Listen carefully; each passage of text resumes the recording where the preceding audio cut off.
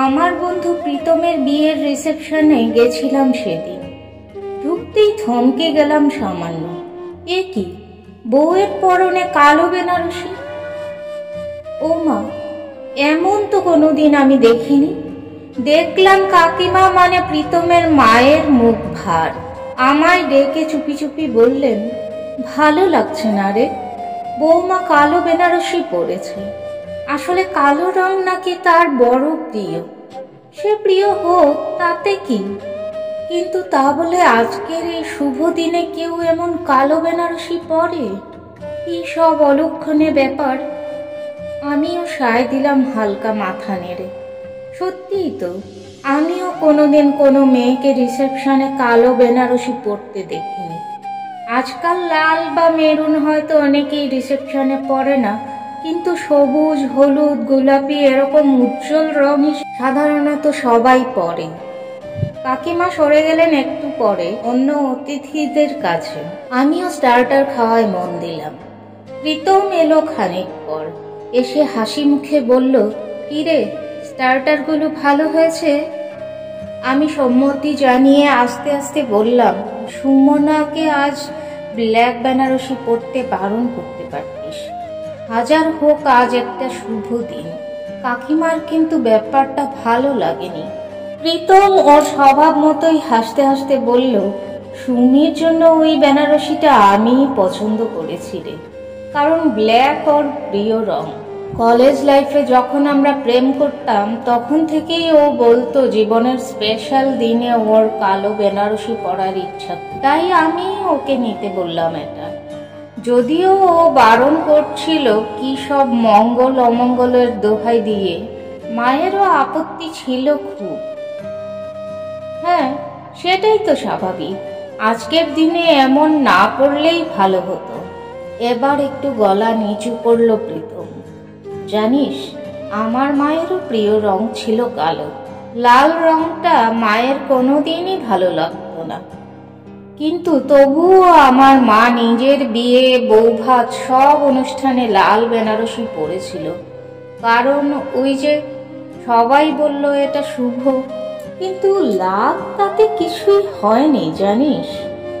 যখন আমার বয়স মাত্র 3, তখনই বাবা মাকে ছেড়ে চলে যান। অন্য সংসার পাতেন তিনি, আর আমার মা একা লড়াই করে বড় করলেন আমায়।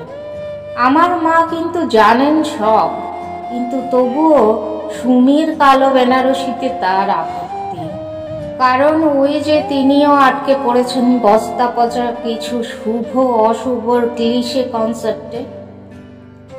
আরে বাবা, রং দিয়ে কি শুভ অশুভ হয়? মা তো নিজের অপছন্দ সত্ত্বেও লাল বেনারসি পরেছিলেন। তাহলে তারপরেও কেন ভাঙলো তার সংসার? শোন, যা ভাগ্যে লেখা থাকে তাই হয়। জোর করে শুভ অশুভর বোকা বোকা কনসেপ্টের অজুহাতে নিজেদের ছোট বড় কোনো ইচ্ছাকে খুন করতেই আমি রাজি নই। আজকে সুমির জীবনের এই বিশেষ দিনে ওর কালো বেনারসিতে সাজার এই ছোট্ট ইচ্ছাটাকে আমি খুন করার পক্ষপাতী ছিলাম না, তাই শুধুমাত্র কিছু কুসংস্কারের অজুহাতে। জীবনে ওর রিসেপশনের রাত একবারই আসবে, তাই আমি চেয়েছিলাম ওর ইচ্ছা পূরণ হোক। ভিত্তিহীন কিছু নিয়মকে আঁকড়ে ধরে নিজেদের ভালো থাকা, নিজেদের ইচ্ছা পূরণকে যারা ব্যাহত করে, সেই শিক্ষিত বোকাদের দলে আমি পড়ি না। যাই হোক, তুই ভালো করে খেয়ে নিস। প্রীতম চলে গেল অন্যদিকে, কিন্তু আমি আর খাওয়ায় মন দিতে পারলাম না। সত্যিই তো, এভাবে তো সাধারণত ভাবা হয় না। এই 2025 সালে দাঁড়িয়েও, শিক্ষিত হয়েও প্রতিনিয়ত কত কুসংস্কারকে মেনে চলি আমরা, আর যেগুলো মানতে গিয়ে অনেক সময়েই হয়তো নিজেদের অজান্তেই আমরা ইগনোর করে দিই নিজেদের অনেক ছোটখাটো ইচ্ছে, ভালো লাগা।